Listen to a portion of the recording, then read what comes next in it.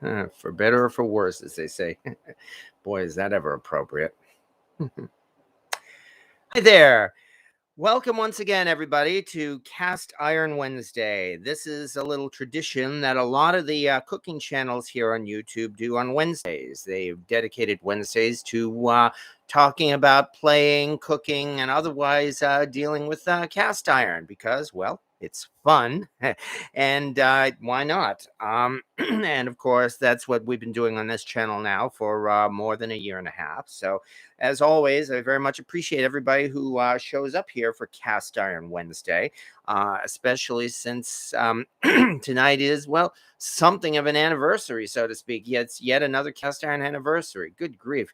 Has it already been already been that long? Well, apparently it has. Yeah, that's a little story I guess I'll be saying tonight. Namely, that as the title of this video says, it's the 20th anniversary of the very first cast iron pan I ever owned and continue to own and use. I've got the date down to a science, largely because, well, there is something of a story behind it, some of which is personal and I'm not going to get into. But the good part came probably after that pan had sat gathering dust for about 8 years. But nonetheless, hello again, everybody. Hello, roadside assistance guy. Well, sort of a commercial. I mean, after all, because if for folks who are kind enough to show up here for the first time, well, just a very brief description or explanation of what Cast Iron Wednesday is supposed to be. Although I have a feeling that if you show up here, you probably already know. Speaking of commercials, I guess I should say, just for the record, tonight, no, I am not being paid or sponsored by Cast Iron, Lodge Cast Iron. And no, I am not being paid or sponsored at all by Bass Pro Shops, even though both of those seem to have something to do with this tonight. Because, yeah, this is the pan in question, in fact. I've had this pan now for 20 years, believe it or not. This was a present 20 years ago today, as the Beatles liked to say. And yeah, when it was given to me, I kind of remember joking, gee, it's like I wonder where you got that pan from. So yeah, it's pretty obvious, isn't it? So it is actually a early 1990s. Yeah, no, late 1990s. I got it in 2002. So late 1990s Lodge cast iron pan that was made for Bass Pro Shops. And yeah. Interestingly enough, the logo on the Bass Pro Shops logo there happens to be the same bass that Lodge then put on its first wildlife series. But this is definitely not worth as much as one of those pans. Hello, roadside assistance guys. No, there's no misunderstanding. Not to worry about that. Not at all. Hello, Papa Dan. And hi, he says, and Rick Stumbow and James G and Granny and William Hurt and Kim and Terry Sinchef. Yes. Again, thank you so much. And hello, somewhere over the rainbow. Well, I appreciate you showing up, and I can only hope you enjoy this, as things are probably going to be as chaotic as always. So, okay, so having said that, I guess we'd better get down to doing something besides my standing here talking on pan, because we do have some preparations to do tonight. Since this is an anniversary, we are going to be cooking in cast iron, of course, and what better way to do that than to break out the steaks? Although before we do so, I do have a little bit of other preparation, although it's going to be very easy. And yay as well. Thank goodness for leftovers, specifically leftovers from St. Patrick's Day. We've got some red potatoes here. One of the easiest things to do, and which I'm going to do, is roast up some some red potatoes here in the oven. And to do that, we start off by doing a fair amount of olive oil here in our bowl. This is one of the easiest and still most delicious side dishes you can think of, especially because red potatoes are so wonderful. They taste so great. And red potatoes, even though I love my potatoes with the skins on, red potatoes in particular are something that a lot of people enjoy with the skins on. And there goes a car alarm in the background. That car alarm's been going off all day too. So, and all we're gonna really do is simply toss these things in olive oil, some salt, pepper, garlic, and also Parmesan cheese. So let's get this done as quickly as we can. Yeah, I suppose I should mention as well that, whoops, careful, that this, in a way, we've got another anniversary here come November. It's actually going to be the 10th anniversary of this chef's knife, which I received just that as a birthday present in November of 2012. Good grief, the time sure is going by. Oh, I love, on the other hand, how this knife can just really slice right through potatoes like that. And it's one of the examples of why having a sharp knife is so much better than having a dull knife, and it is actually safer to use too. So, yep, that's one thing to consider here. That was a lesson I learned just a little bit more than 10 years ago as well, the importance of having a decent knife in the kitchen.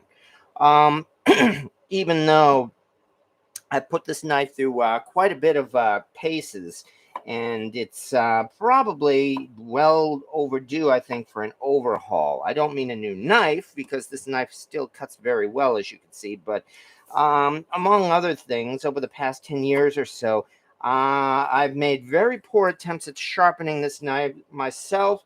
I have also brought it to a few different so-called knife sharpeners, some better than the others, um, all of whom have really left their imprint on the knife, including the fact that the edge of the knife here is not exactly straight, unfortunately. There is actually a tiny little gap in one part that I really have to have taken care of.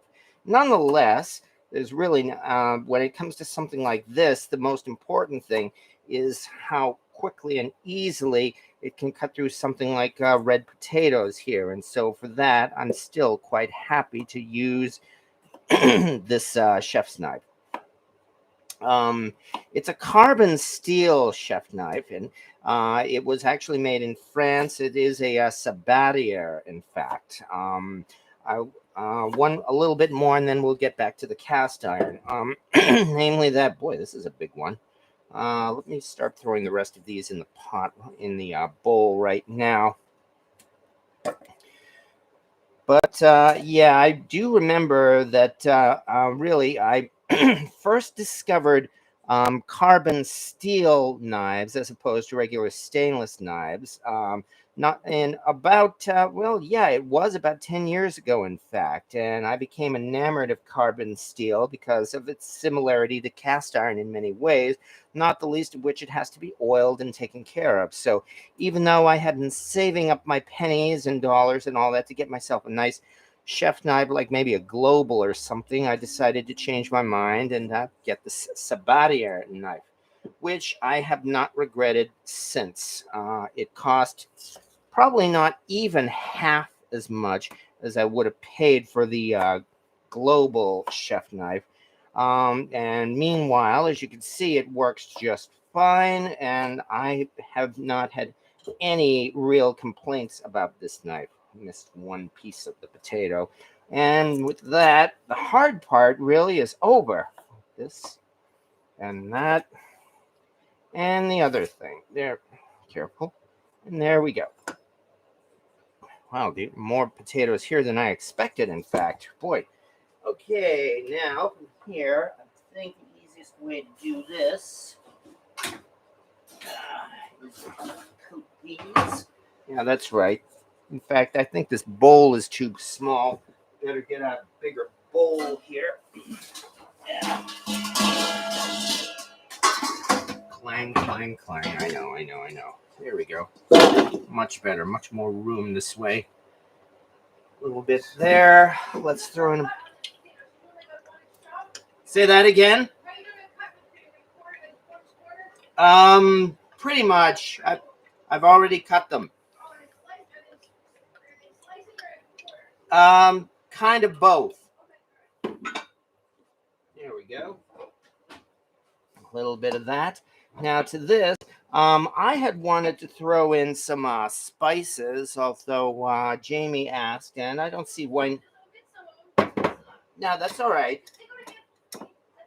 That's okay. Not to worry. It's not a big deal. We have nothing more than just some salt,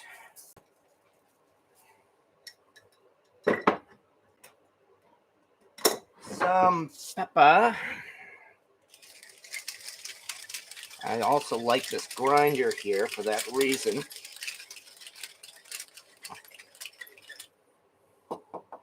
Some garlic powder.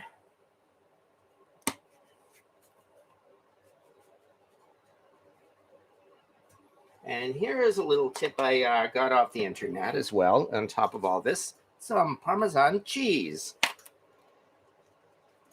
So we're going to mix all this together and entirely coat it. And then we're just simply going to roast these potatoes and see how they turn out. Which means, here we are. Really nothing to it. All I've got to do now is coat them. They're large pieces, but that's okay. Nice thing about red potatoes as well is that they cook so thoroughly. A little bit here, a little bit there.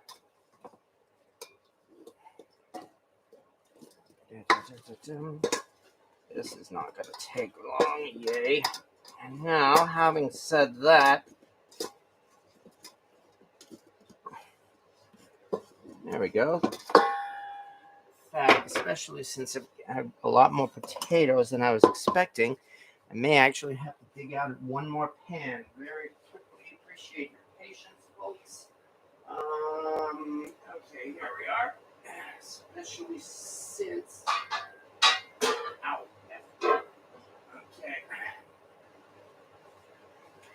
Especially since this is a large cast iron night. Here is, in fact, a large cast iron pan from 2000.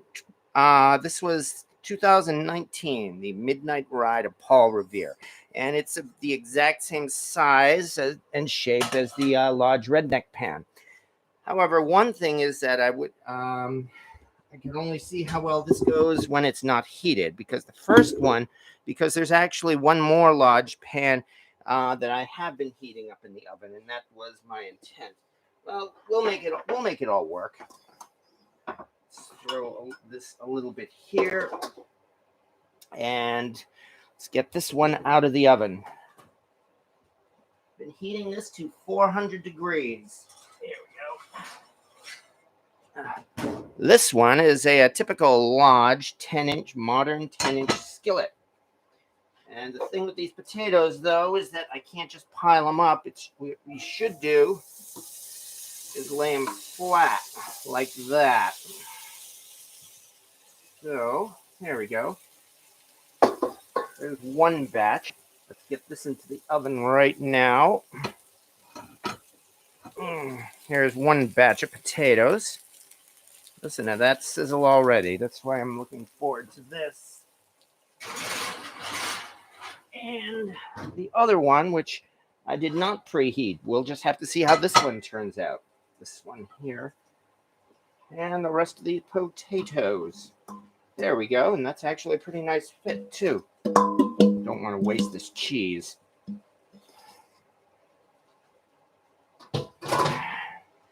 Spread these out, and into the oven this one goes. One will probably roast a little longer than the other.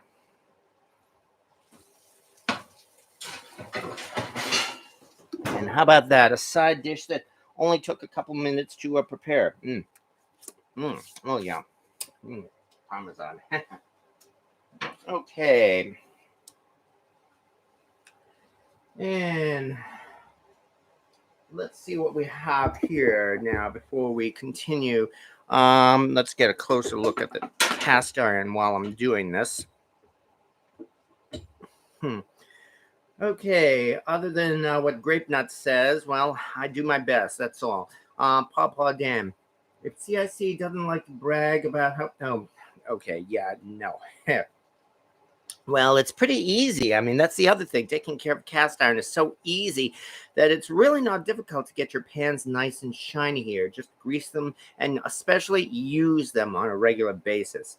Terry Sinchaf, we make red potatoes like that, and sometimes we add sweet potatoes too. Yeah, that's not bad. Hello, Dave, Evely or Everly. I think it's Evely. And yeah, this only just started, so you're really not running late, so that's fine. Red potatoes for breakfast is so good. Yeah, all I've been doing so far is cutting potatoes. So, hello, Jose Torres. Hello, and good night from the island of Puerto Rico. Nice to see you, and I'm really glad so many people here. Roadside assistance guy looking for a Chinese style knife sharpening service. They are towards the bigger part of the city. Well, I'm not sure which city you are in, so somewhere over the rainbow. Does that knife need to use a sharpening stone only to sharpen? Well, technically you can, and sharpening my knives is one of many skills that I have to do a lot of practicing on. I've made half-hearted efforts towards sharpening my knives myself. I do in fact have a sharpening stone, but I have not been able to get anywhere close to the way you see in some of those knife sharpening videos where a guy can shave the hair off his arm with that. Unfortunately, I'm probably what I need to do actually is go to my local restaurant store, and there are a couple of them within walking distance here, and get them sharpened that way, professionally sharpened. So I hope the smoke alarm doesn't go off. Yeah, I certainly hope too. I guess that's what we're gonna find out.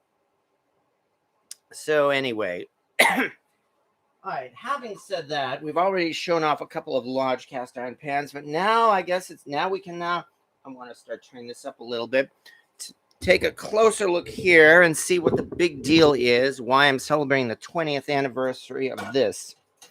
After all, this is a large cast iron skillet. You know, it has the so-called rough surface that people complain about. You know, how so many people like to bash large for having a so-called rough surface. Boy, does that surface look rough, doesn't it? Yes, I have been using it and seasoning it again and again for almost, well, more like 12 years. You see, when after I received this pan as a gift, we just literally stuck it in the back of a cupboard in the kitchen. This was before I really learned how to cook and caught the cooking bug. And it sat there in the back of that cupboard for 8 years, from March of 2002, in fact, all the way up till October or November of 2010. And so, in fact, I'd completely forgotten about it until circumstances changed, and I was moving out of that apartment to a new apartment, the one where I really did a lot of my learning how to cook. Somewhere over the rainbow. Those stones are hard to use. I had to get a normal people sharpener. I know that feeling. Yeah, I have 20 degrees and a Japanese knife. My local Sur La Table sharpens knives for free to each fall to entice you into the store. Well, that's tempting right there. Roadside assistance guide. This guy I found is in the Boston area, and I think he has a whole listing of the places that the service is and the towns. Yeah, I definitely need to look more into that. Yes. Anyway, this pen here, yes, it did in fact yeah, in as I said, in October or November of 2010, I was making arrangements really to move to another apartment, and I was there with my girlfriend, and we were cleaning out the kitchen, saving the essential stuff and throwing out stuff that was not essential. And as we were digging through the cabinets, I pulled this out of the back of the cabinet. It was orange because it had surface rust and it had been neglected for 8 years. So it was, I do have one or two photos of it, in fact, on my Facebook page. If you ever want to take a look, you should be able to find it, to what it looked like back then. And I pulled it out, and as soon as she saw it, she said, "Oh, that's cast iron. You want to save that?" And I said, "What, this?" "Yes." So I took her advice, as I was doing a lot those days, and I did, in fact, keep it with me. And so it was a good thing that I did, because it was in December of 2010, in fact. I had been in my new apartment for 1 month.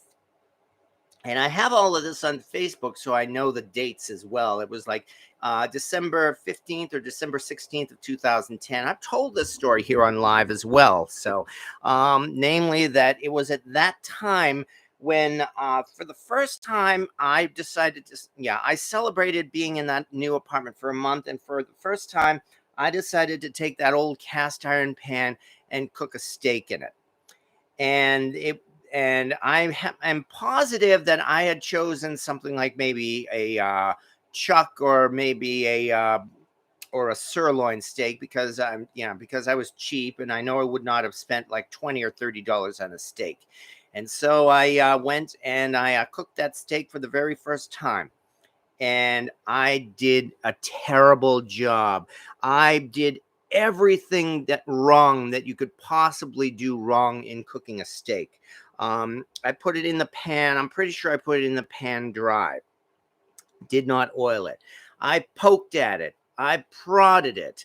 I moved it around. I flipped it. And essentially, and I have no doubt whatsoever that I overcooked it, because I probably had it in that pan for, I don't know, 20 to 25 minutes or so. Suffice to say, I turned that steak into a piece of leather. But here's the important thing.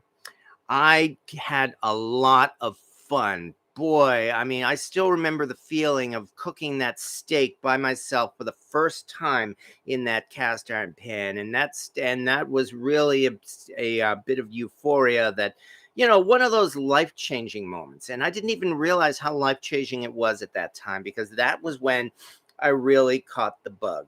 Um, I had really just started learning how to cook for myself, and I knew next to nothing.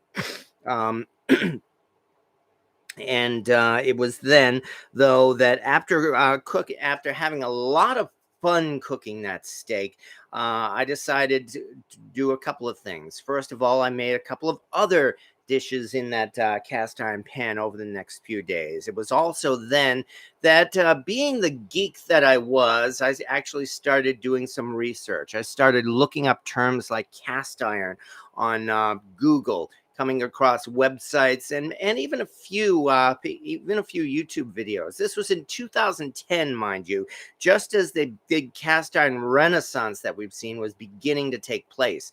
All of these cast iron videos that you see here, most of them are only a few years old, and so there were not quite anywhere near that many cast iron videos in those days.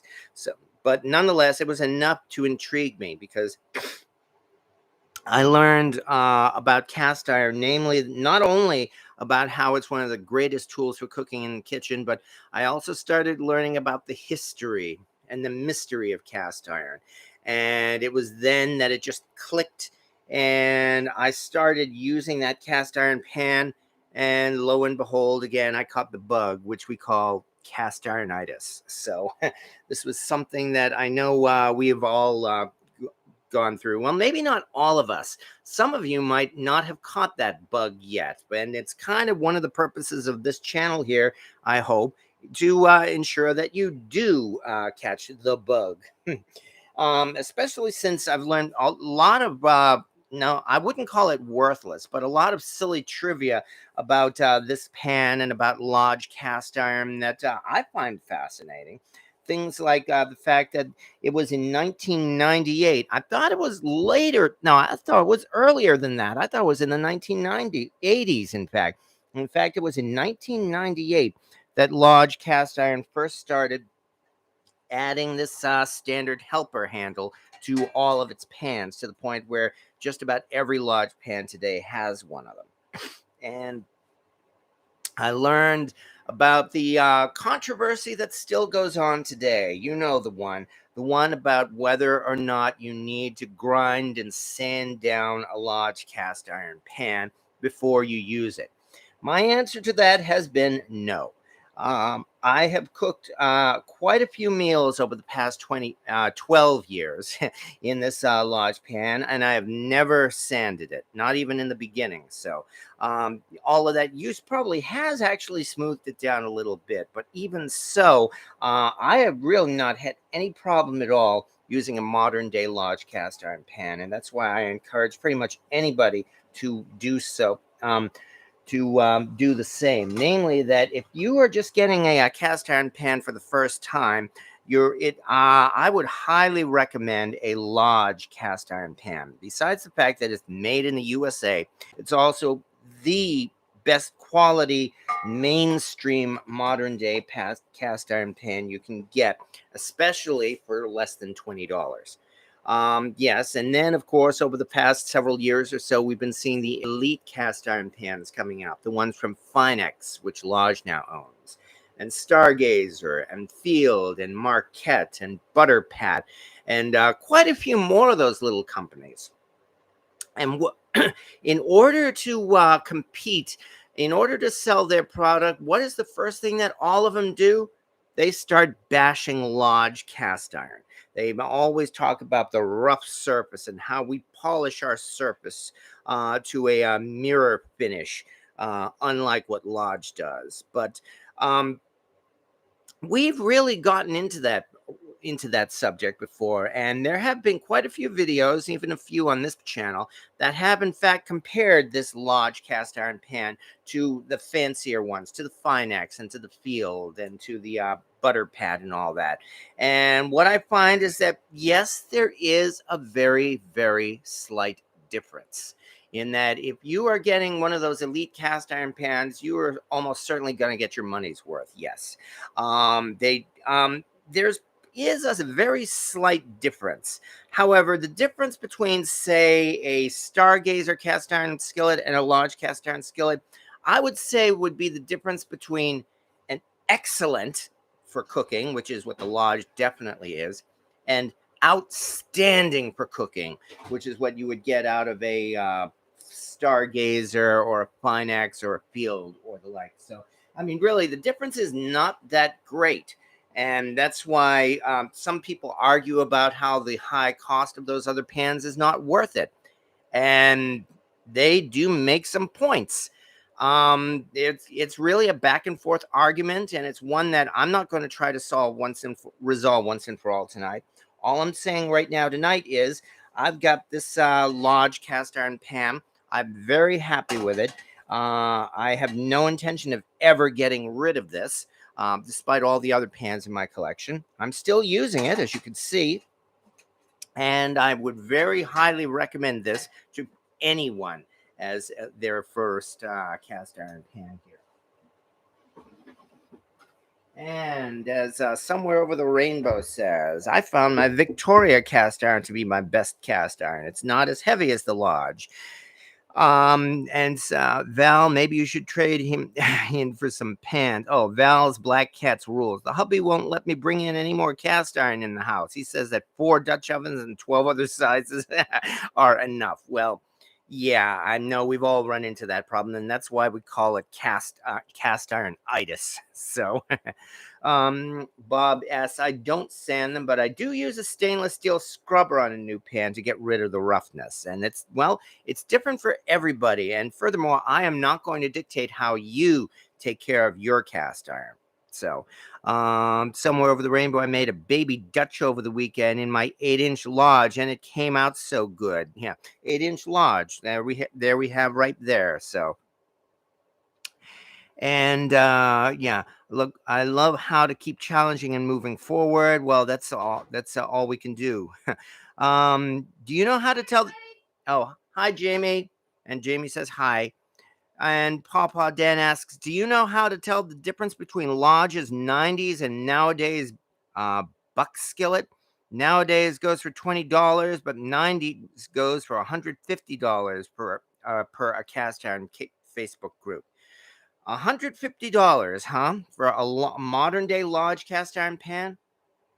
I can only think that it may have been one of those limited edition collector's items pans that Lodge has been releasing more and more over the past couple of decades or so. And one thing we might be talking, duck. That's what I meant. Buck skillet. The difference, yeah, you're talking about the wildlife series. That's almost certainly it. Those pans that Lodge came out with in the 1990s with the duck, the deer, the dog, and the bass. You know, the fish on it. And those, well, they have the distinctive trademark, the distinctive look of a Lodge cast iron pan. They do not have the helper handle, but they do have the three notches in the heat ring.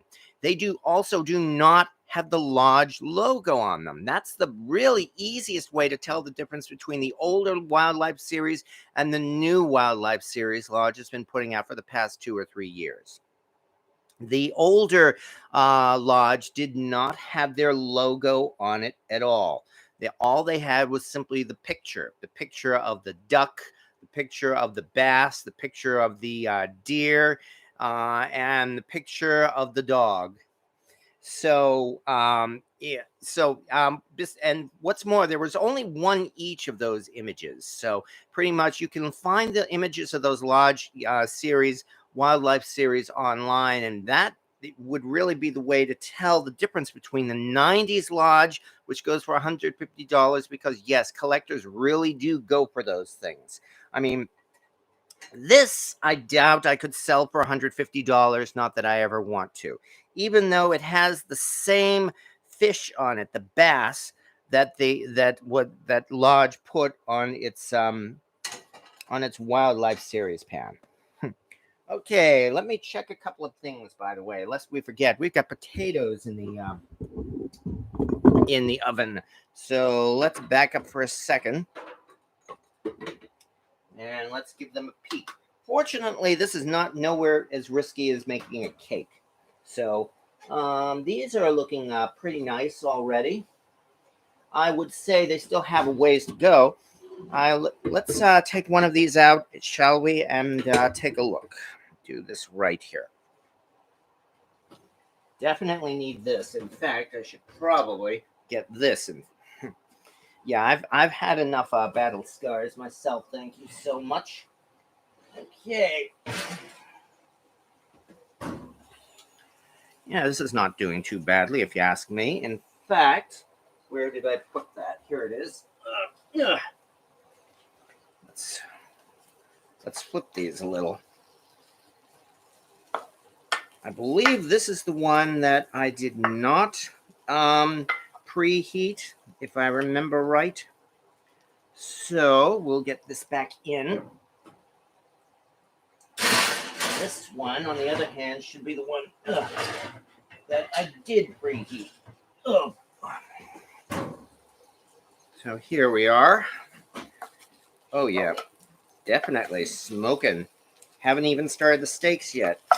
Oh yeah, this is hot. Oh yes. Yeah, this is hot even through this glove. Okay. Anyway, off to a nice start. However, I do believe there is time to work on the next step. So let's get out some steaks, shall we? How about that? Let's bring this back in over here. And let's see, one last look at these comments. Somewhere over the rainbow, my sister got an 8-inch Lodge with Cracker Barrel on the back for $4. Hey, that's a nice deal, actually.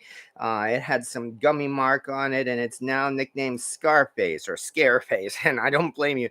$4 actually for a Lodge is a really nice deal, especially since they still sell those pans at Cracker Barrel. And what are they selling now for? Like $15, $20? So I'd say you did pretty darn good there, if you ask me. I have no one to keep and help curb my greedy habit. Yes, I know that feeling as well. Lodge, actually, they debuted their second plant a few years ago, Turner Fowler. They made a second plant to up production. They're making plans to start making enamel Dutch ovens in the U.S. Well, that would be interesting, and I would indeed like to see how that turns out. definitely. So yeah, they sell Lodge at Target. They sell Lodge everywhere. Lodge has really done a great job in what they call market penetration. Old-fashioned coffee pot. My son bought this for his first cast iron. He scooped a 25 4 centimeter 10-inch Langostina pan at Canadian Tire for $24.95. That's not bad. Has the rough bottom of modern pans, but is taking the seasoning liking. Well, then if the seasoning fits, wear it. Use it with pride, and you will indeed get a lot of use out of it. Roadside assistance guy. I have an idea why we don't keep the conversation about cast iron and cooking with that type of stuff. Instead of talking about the price of gasoline. Yeah, we don't need to talk about the price of gasoline only because they're talking about it everywhere else. There's nothing we could say here that we can't say anywhere else. So we'll just kindly move on from there. So picked up a single notch Lodge for $16. Congratulations, Robert Lane. Yeah, I did post this very brief miniature or short video, and also on TikTok as well, just saying a little bit about the Lodge single notch. As far as collector's items go, I would call that one of those lost treasures that a lot of those antique vendors do not know about yet. Having said that, though, let me bring out a plate here. And you know what? I do believe it's time to start preparing ourselves some steak. How about that? So, first thing let's do is put this down here so that we can dry off the steak. I'll be right back.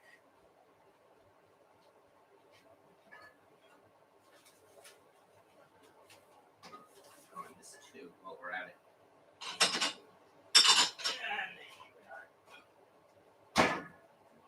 Oh, yeah.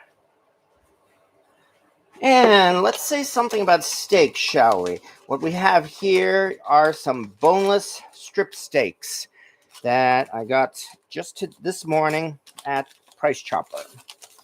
So here we are. I did pay more for them than I paid for that sirloin steak 10, 12 years ago. I have no doubt about that. But hey, I'm not complaining here. One thing I've learned, especially recently, is that if you're going to get a steak, you want it thick, because that way it will cook more evenly.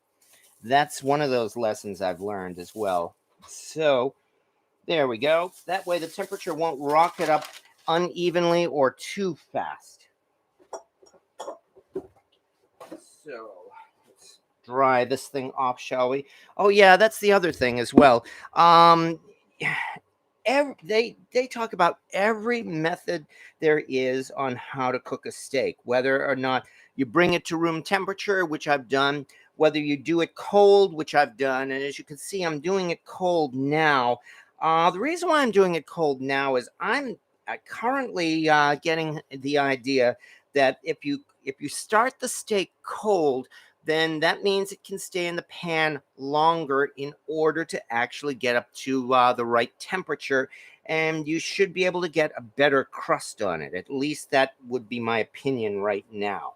I mean, pretty much no matter how you cook a steak, as long as you do it right, you are going to get yourself a wonderful steak. So that's one reason why so many people argue over the proper way to cook a steak. There's really no right and wrong. No, there are wrong ways to cook a steak, but there are many, many right ways too. So here we go. One thing, of course, we have to do is give these steaks a nice, generous coating of salt. In fact, if you'd like, I'll get in even a little closer here. Let's pull down here.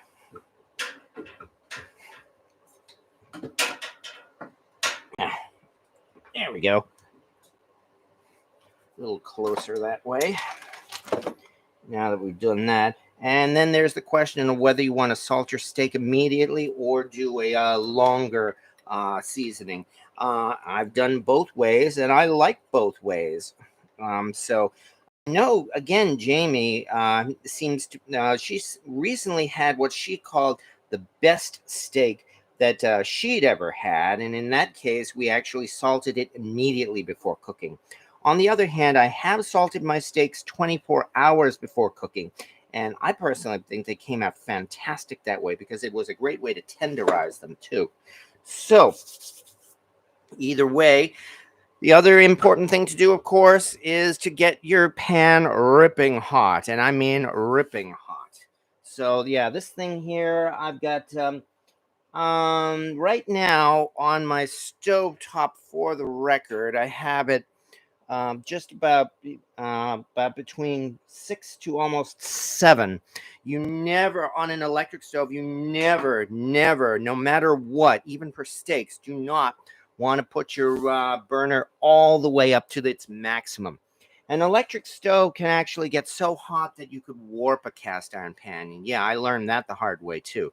And anyway, at this temperature, as you can see, the seasoning is already starting to, well, whiten, meaning that it's starting to burn. So this is definitely hot enough. All right, which means let's have some fun, shall we? A little bit of oil. Where did that glove go? There it is. Swirl it around. And as Rick said, and away we go.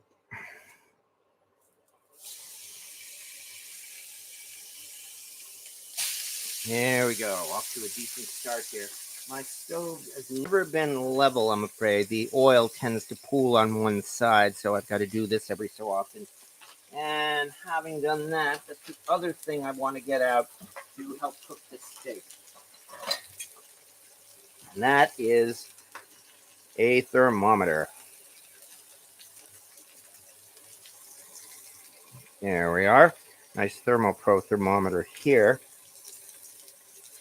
Because yes, I know it's possible to judge the steak, based on its tenderness. But if you really want it, if you really want your, be sure you don't overcook your meat, no matter what it is, steak, pork, turkey, chicken, you must cook by temperature. Do not cook by time. I am not going to simply cook these things for like 4 minutes and then flip them. I'm going to cook. Ooh, yeah. I'm going to cook by temperature. Especially since cooking by time also does not consider things like the thickness of the steak, the cut of the steak, like say sirloin versus what do they call it, Delmonico or strip steak here. It also doesn't consider the question of whether you're cooking in a cast iron pan that holds an enormous amount of heat, or if you're cooking in a thinner stainless steel pan, or even worse, a nonstick pan. No, you shouldn't cook a steak in a nonstick pan, but some people do anyway. Nonetheless, I have no doubt whatsoever that we still have a ways to go here. So there's plenty of time yet. Even so, I'll just be keeping an eye on this. I'm not going to leave my sight. I also have some butter to throw in when the temperature of the steak gets to maybe around 100 degrees or so. The other thing I'm also become fond of is the multiple flipping method. That's one of those no-nos that a lot of people say. You're supposed to only flip the steak once. If you're cooking it to the right temperature, I found that rule really doesn't mean anything. Because as long as you are keeping track of the temperature, I like to actually flip my steaks maybe every minute or so, especially to ensure we've got ourselves a good crust here. And in fact, speaking of a good crust, well, actually, I'll wait another minute or so before I do this. The other thing I'm going to do is put these steaks on their side. Scrape peanuts. Sear 2 minutes on each side and into the oven until internal is 137 degrees. Yes, that is absolutely one way to do it. And I also know about the reverse sear method, and I enjoy the reverse sear method too when I make things like roasts, for instance.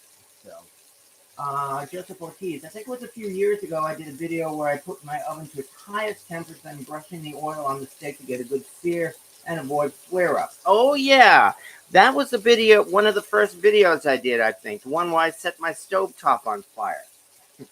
I'm sure folks have seen that because that's like my #3 most popular video on my channel. And I will say, for the record, that was intentional. Yes, I really did intend on doing that. And no, I'm not kidding either.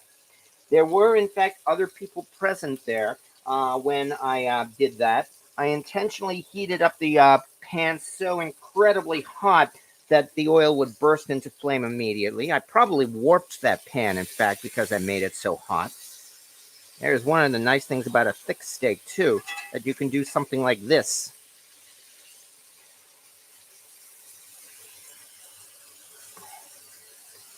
There we go.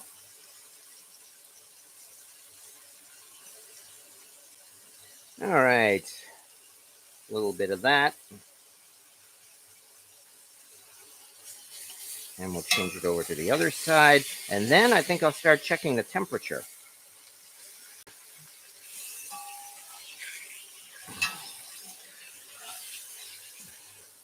There we go.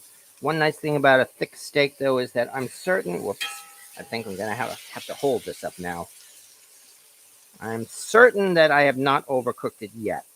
I'm just keeping an eye on it nonetheless. And I'm not pressing it, by the way. I'm just lightly holding it at this point. Well, there we go. Now, time to get out our trusty thermometer.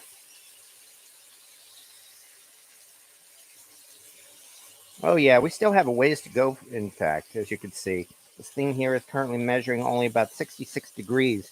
So that's one reason why I like doing my steaks from colder temperature. So that way, even though it takes longer to cook them, they are not going to overcook. So things are doing pretty good right now. Papa Dan, I made cornbread the other day and thought of you. Oh, yeah. Yeah, that's right. I still have to try your cornbread, Papa Dan. Terry seems to have concerning your brother's pan. I don't know when they started putting the dog on the back in the early 90s. Yeah, I believe that was when they did that. They quit making 3-notch pans. I believe you're right. There are, in fact, cast iron experts now who would be able to tell you all of the details of a modern lodge pan. I cannot consider myself one of those experts. I am indeed glad to be a cast iron geek.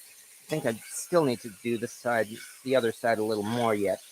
But one thing I have never claimed to be is an expert.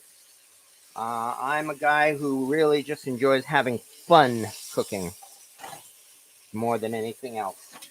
All right, let's take another look here. Okay, now we're starting to get a little better.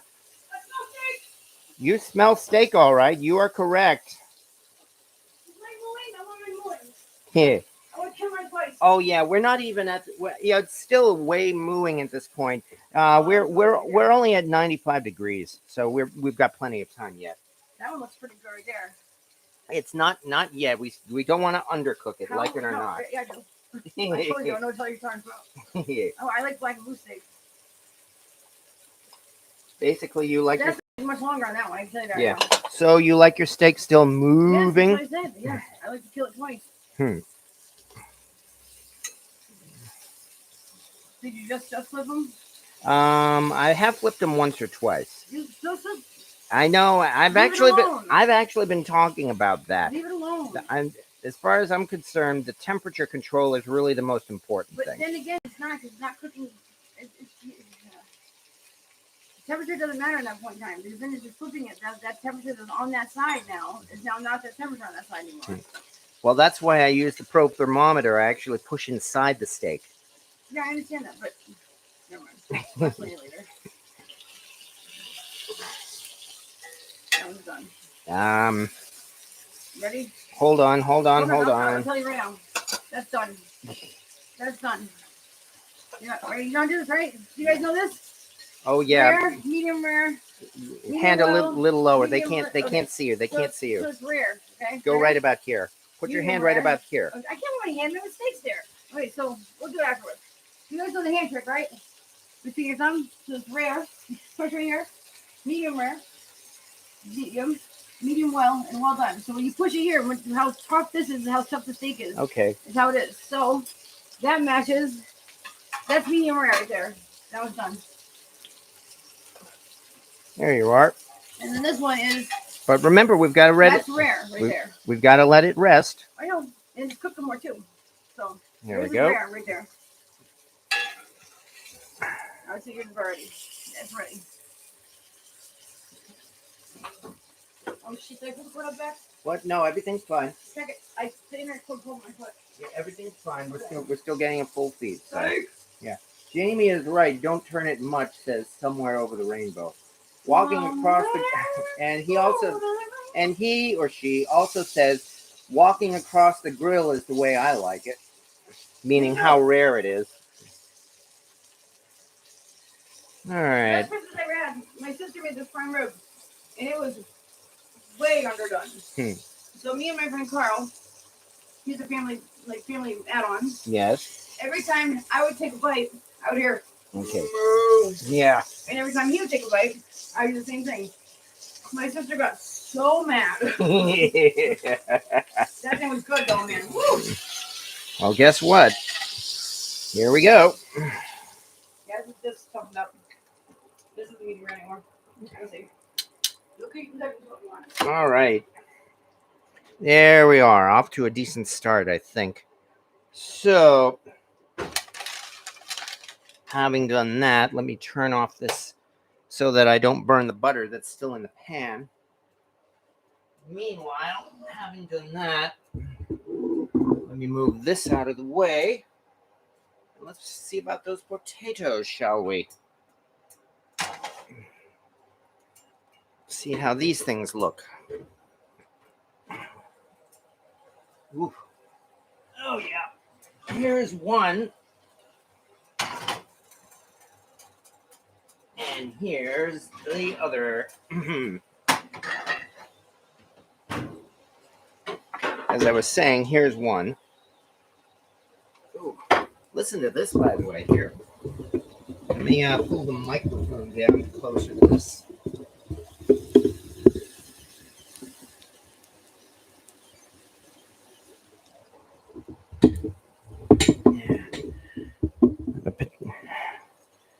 Yeah, maybe this will get PETA all mad when I say the potatoes are screaming in agony. I have no sympathy for PETA. That's yet another subject, but nonetheless. There we go. So far, so good. Likewise, the other one. Did it again. Oh, well.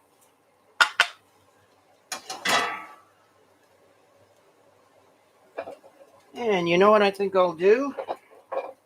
I think I will pour those pan juices onto this.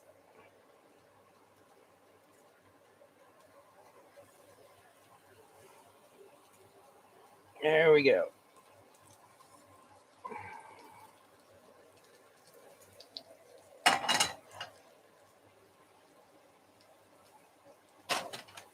And having done that, wow, we are nowhere near done here. I mean, usually these live videos seem to let go about an hour and a half, and yet here we are.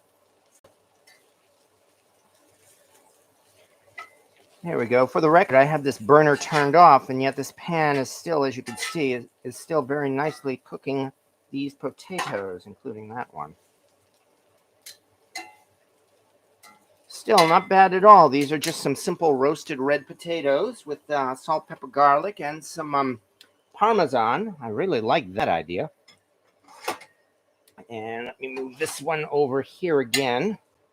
This is the one that was not preheated. Yeah, there's definitely a difference. I am definitely going to be in favor of preheating. These potatoes are definitely done, though. No question about that. It's a nice thing about red potatoes. But even so, I would say the preheated pan has given this more color and probably a little bit more char, or what do they call it? Maillard reaction.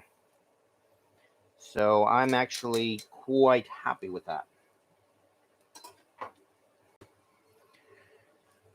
Okay, and it says put a drizzle of oil over the potatoes. Well, that's why I use the pan drippings from the steak, which in fact did have there was some butter there, so we were doing pretty good here. But anyway, as I pointed out already, this was done in the Lodge, what I call my Redneck pan. Yeah, the name, in fact, came from again from my mom, because the first time I showed a picture. In fact, let me try to do this without dripping, or better yet, if I drip, it'll drip simply over the potatoes. That would be the again, the Bass Pro Logo shop. The first time I showed this on Facebook, my mom was on Facebook, and I believe she was the one who first said you might be a redneck if you've got a pan with the Bass Pro Shops logo on it. And it was largely because of that I christened this my Redneck pan, and I have I've had a lot of use out of it.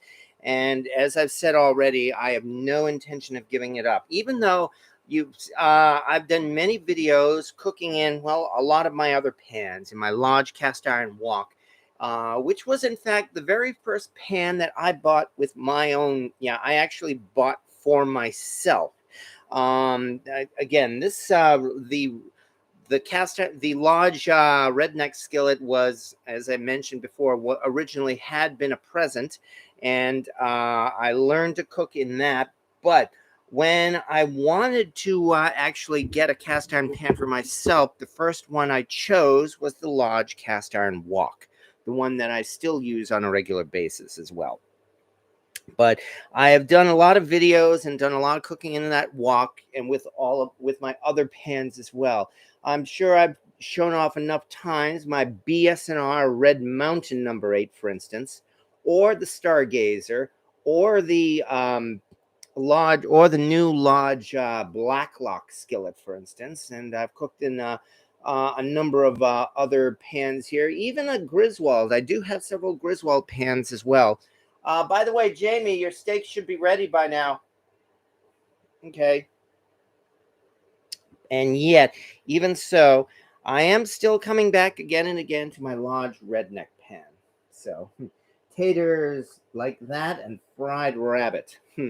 Yeah, that might give me an idea of maybe what I might want to do next week for April Fool's Day. But I'll work on that. I'll get into that in a little bit. Still, these potatoes here do look pretty good. I can't help. Ooh, hot, hot, hot. Oh yeah.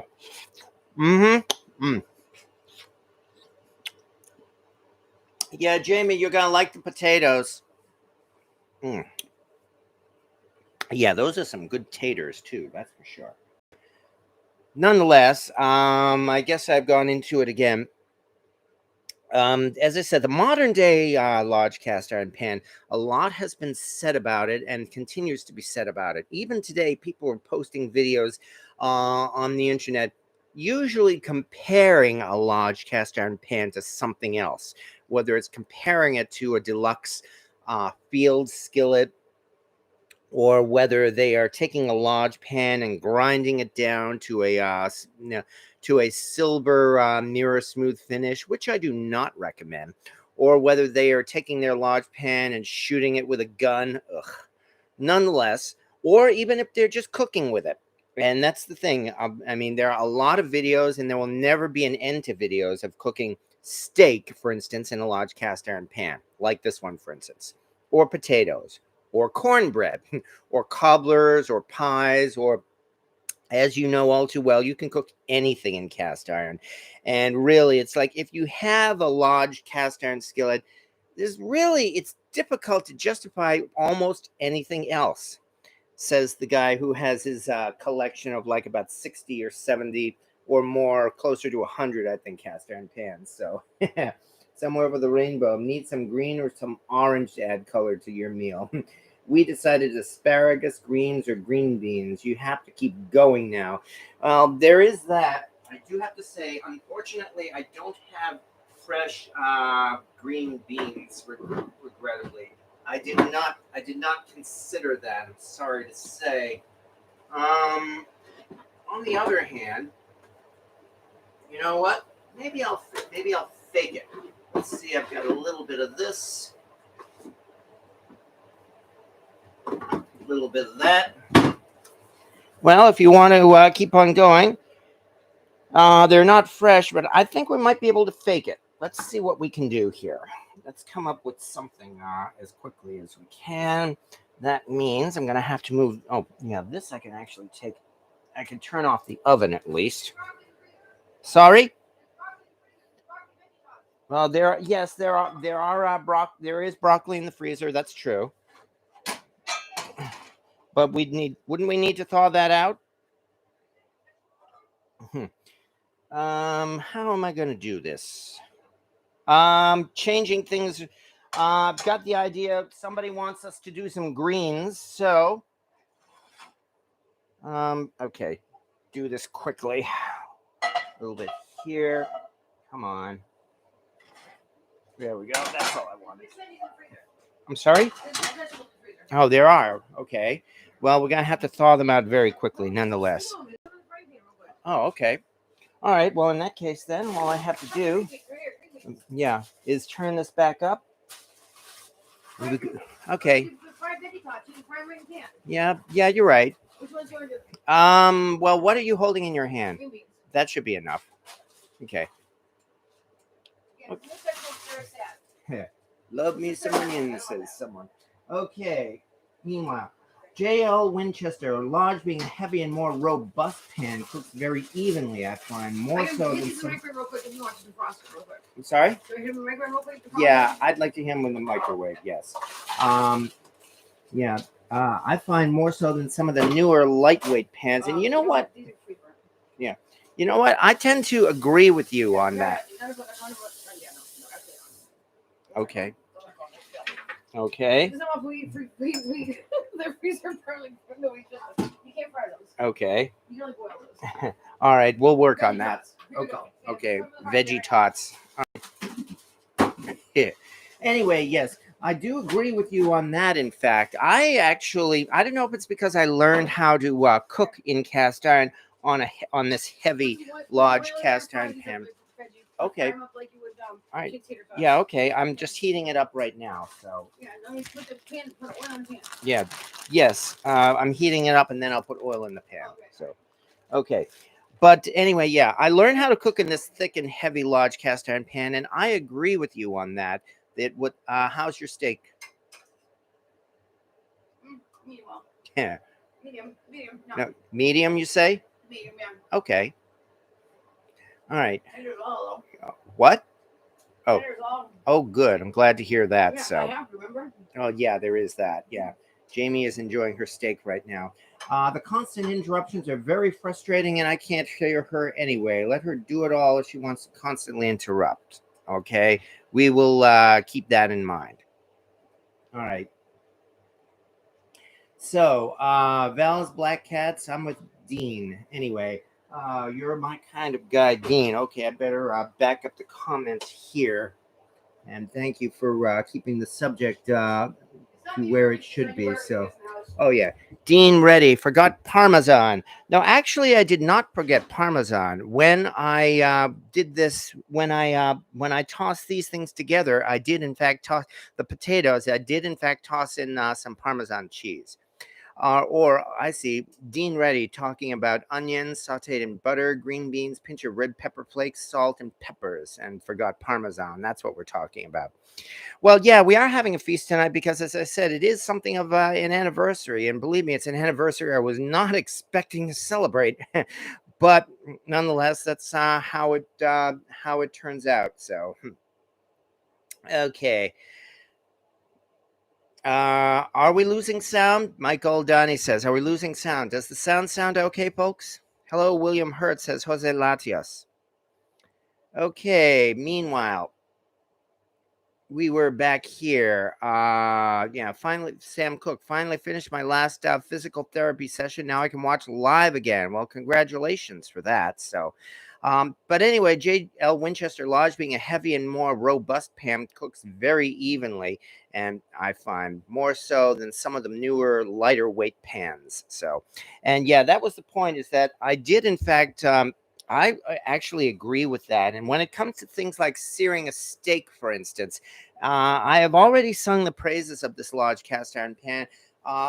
If I were to sear a steak for any time other than this anniversary, I would probably first go to the Finex. Because the Finex is even thicker and heavier than a Lodge. And so we can definitely get ourselves some really good and even heating that way. So it seems to take a long, but it does take a long time to heat up. That's the other thing. You know, they talk about the myth of cast iron even heating, and that is certainly true. You can, in fact, get hot spots in a cast iron pan, which is one reason why you can get warping in the center, in fact. Nonetheless, if you heat it up for a long time, low and slow, you will in fact get even heating all throughout the pan. And that's how we were able to do this as well. So, meanwhile, sweet potato and mushrooms with marjoram, and some working on my end. Well, thank you. I'm glad to hear that, Michael Donnie, as well. So, got this thing heating up hot enough. So, at this point, let's see what we have. Okay, looks like we're going to be going for this. Yeah, okay, I'm sorry they're not fresh, but nonetheless, this should be interesting. Where is that oil? Here is the oil. As you can see, I'm not even bothering to clean out the pan here because I don't feel there's any need for it. We'll just quickly do this.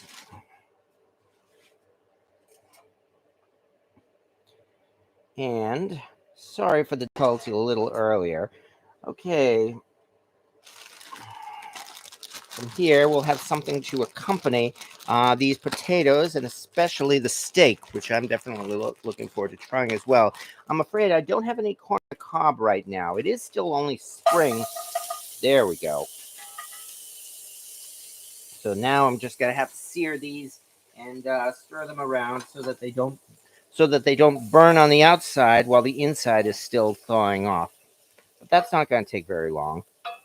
In fact, one thing I could do is dig up a lid for this, and I think I may very well do that. So, first though, I want to evenly, there we go, get a little bit of the oil over the entire side, the side of each one of these little so-called veggie tots here. You want it green, we are getting green, that's for sure. I hadn't noticed any new videos. In general, there are. I mean, on YouTube, they are in fact doing new videos every day where they show Lodge cast iron pans. A lot of it is about how good it is to cook in a Lodge cast iron pan, because that's certainly the case, and also because really not many people. It is true, not many people can afford one of the elite cast iron pans. There's no denying that. But there's really nothing wrong with using a low-cost cast iron pan, such as a Lodge pan. And having done that, one other thing.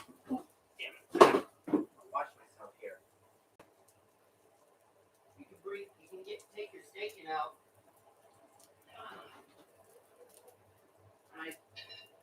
Sorry. I'm busy talking, but the people did stick up for you for the record. What? Oh, yeah, yes, and I very much appreciate that. So it was somebody else who commented on that. Here it is. Okay, thank you. Found it. Let me quickly.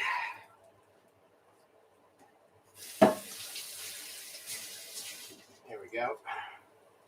A little bit of this, a little bit of that. Sorry again for the delay, folks. I'm just right now quickly taking care of something to help go with this pan, so especially to help cook these veggie tots. And that would be a lid, a large cast iron lid, which in fact is a vintage lid as far as I can tell. I mean, I find it nearly impossible to really date this thing, but the fact this thing says 10 1/4 should indicate that this would be more of a vintage lid than a modern day lid. So that's one nice thing as well about Lodge, is that they really did not change the size of their pans pretty much throughout their entire history, in that a modern day Lodge lid will fit perfectly on a vintage Lodge pan, and likewise the other way around as well. So, having said that, let me do one other thing. And here's a trick I learned as well from making grilled cheese.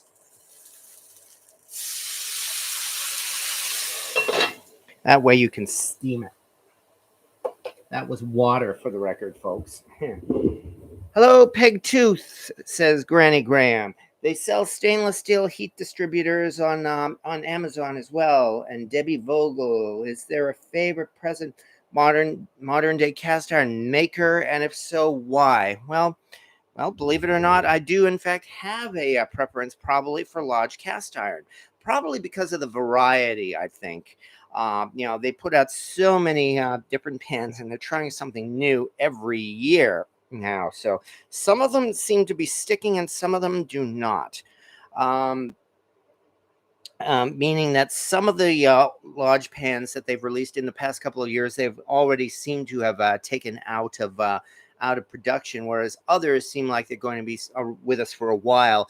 Lodge's cooking, what is it? Their cookware series, for instance, that they only just released. The namely like the pie plate and the casserole dish. All of those, they still have them, and they're probably going to be producing those for quite a long time as well.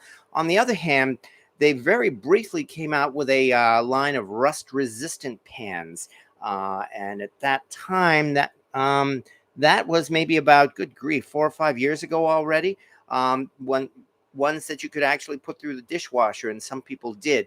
And they did that apparently with the assistance from a third-party company. And after they produced that first line of those rust-resistant pans, they do not seem to have produced any more. And Stargazer, $50. $50 for a Stargazer? Well, that's actually not a bad price, especially since the price of a Stargazer seems to have gone up to about $150 or so. Okay. Okay, let's see. I'm hoping that let's see what we have so far. Yeah, not bad. I think I'd better quickly stir these, especially so that they don't burn. There we go, because, yeah, no, one thing I do not want are burnt veggies. Definitely not. In fact, let's do this quickly. I think I better throw a little bit more oil in there as well, so.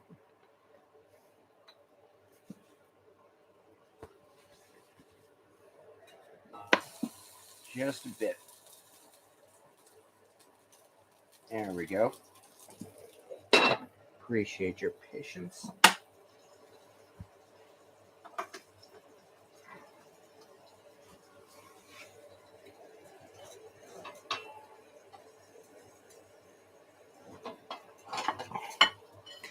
All right. Now that we have done this, here's one thing I think I should do. This thing has definitely been resting at this point. How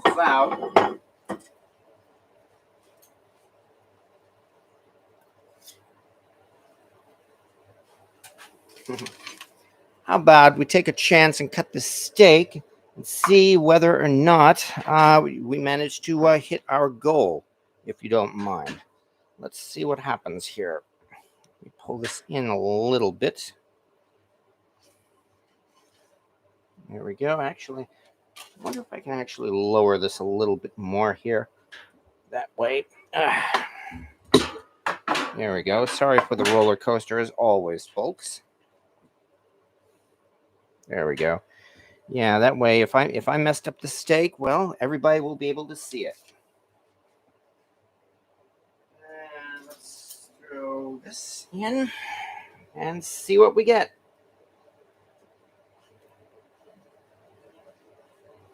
And here is the result. Using my spork, mind you. I'd say that doesn't look too bad. I think Jamie may have been right. It might, I don't know. I'd say we're probably just around medium rare at this point for a strip steak as well. So this is certainly something I'm not going to complain about. That's for sure. Okay, old-fashioned coffee pot says, as a newbie, I worked with the aluminum smelter in Kitimat. Did I pronounce that right? British Columbia. Would say old whale oil beef hooked. That looks like a right good munch. Well, I certainly hope so. And yeah, I'm definitely looking forward to this steak as well. So, to be honest, I could eat about any time. I'm sure Lodge will have the fluted pan again soon. They did say that they might re-release their so-called fluted cake pan over a few within the next few years. Yes. New to the chat. Thanks so much. Well, thank you again, Jose Torres. Has anybody else got hungry looking at the food? well, well. I'm sure, Papa Dan.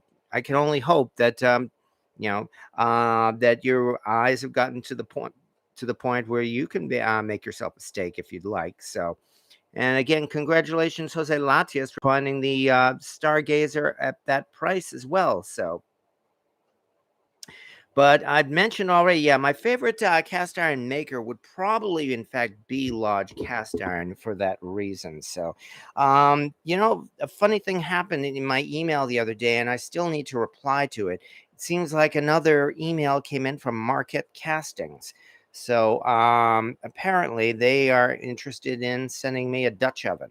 So, I haven't replied yet, and I'm running a little late on that. I'm going to have to see whether or not, because I've got so many of these things in my collection now. It's really tough to honestly say. I could in fact do a review of that, and then I guess we'll have to continue from there. But nonetheless, okay, one other thing I'm going to have to do. Oh yeah, that's right. Will there be a gas stove in your new home? Well, I certainly hope so. As far as I know, yeah, according to Jamie, in fact it has already been delivered. So yeah, I'm looking forward to it as well. It does mean I'm gonna have another learning curve. I mean, I've been cooking on electric now, really since I learned how to cook for the past 12 years. So it is in fact going to be a learning experience indeed to learn how to use how to cook properly on gas. But I'm certainly looking forward to it.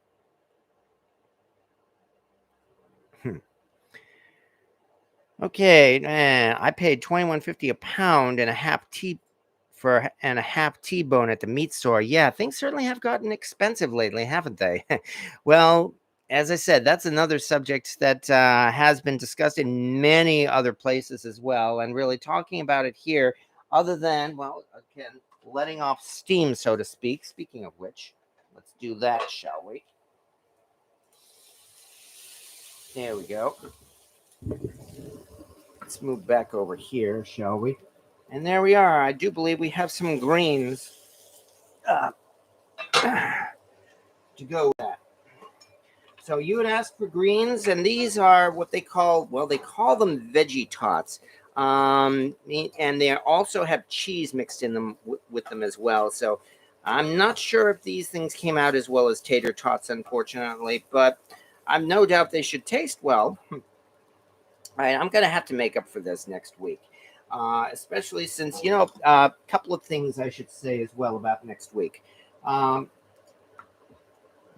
Next week, two things is that I am once again scheduled for the work pager on Wednesday, meaning that I'm probably going to have to postpone the live yet again to next Thursday. And I apologize for that. The other thing about next Thursday, though, is that is March 31st, the last day of the month. and the day before April Fool's Day.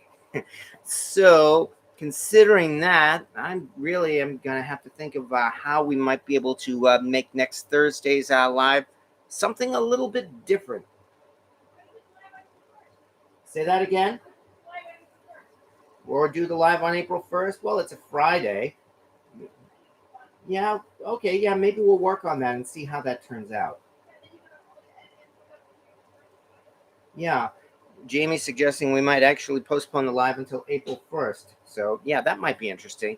Aim for April 1st and then maybe actually hold it on the 31st, April Fool's. Nah, I don't think we'll do it that way. So, I do, and Jose Torres, I do prefer gas rather than electric. It's a better option after hurricanes, and that I don't doubt either. So, what causes hot spots in cast iron? Faulty casting?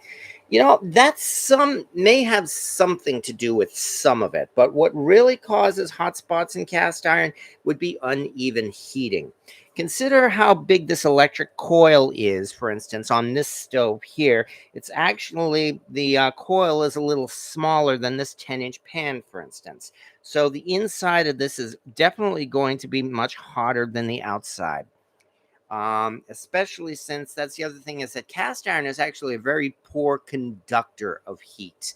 Cast iron will hold on to heat, but it really does not, and it can transfer heat on direct contact, but really it takes a long time to get a pan to evenly heat, especially if the burner is too small. So that's another thing I'm looking forward to with a gas stove, though. It should be able to provide better heating on a more wide space on the bottom. So you say cook it in cast iron with nonstick on for April Fool's Day. Well, that might be interesting. Yeah, maybe get one of those pans at Ocean State Job Lot or something and see what happens. Maybe even smash it. Who knows? So. And Papa Dan, do a review of the new Dutch oven, then use it as a prize on your next giveaway. Now that is certainly something to consider.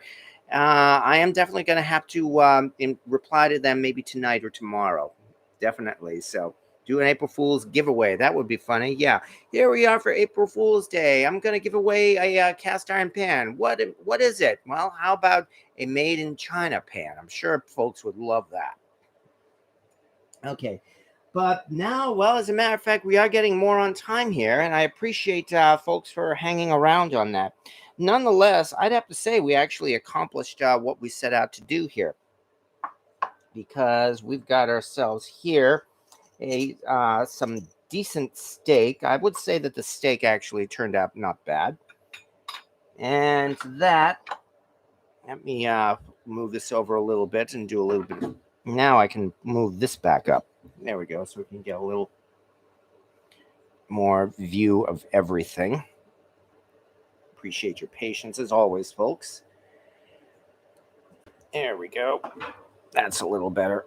Now, again, we've got our steak, and over here from the other large cast iron skillet, we have our potatoes, which I'd have to say the potatoes definitely turned out very nice as well. I mean, check these out.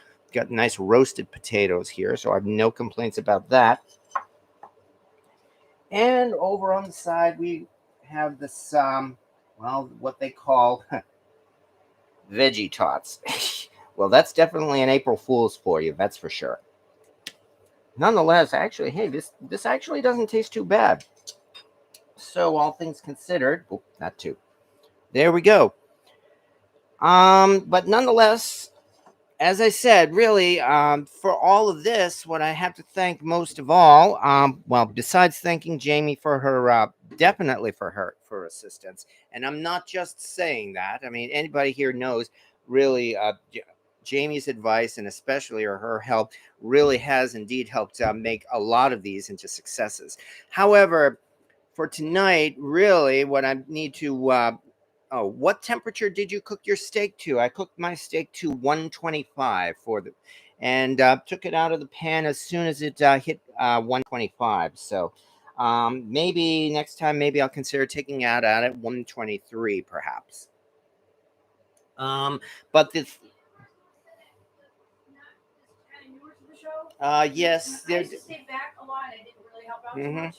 And I would find that when Eric gets overwhelmed, things fall apart afterwards. So I stay quiet until I can hear him getting to that point where things might be starting to fall apart. And I don't want that to happen, so I come in and kind of help. So there's like, I know where everything is in this house. Therefore, like, I know what's in the freezer. I know what's in the cabinets. So while he's sitting here trying to search for stuff, he can be doing that, talking with you guys, and I can quickly come in, bam, bam, get it for you guys, easy. So I don't try to interrupt. I help my roommate here, who's my best friend, when I see there's a little bit of struggle happening, to have that not snowball and get worse. So and I apologize if it was interrupting you.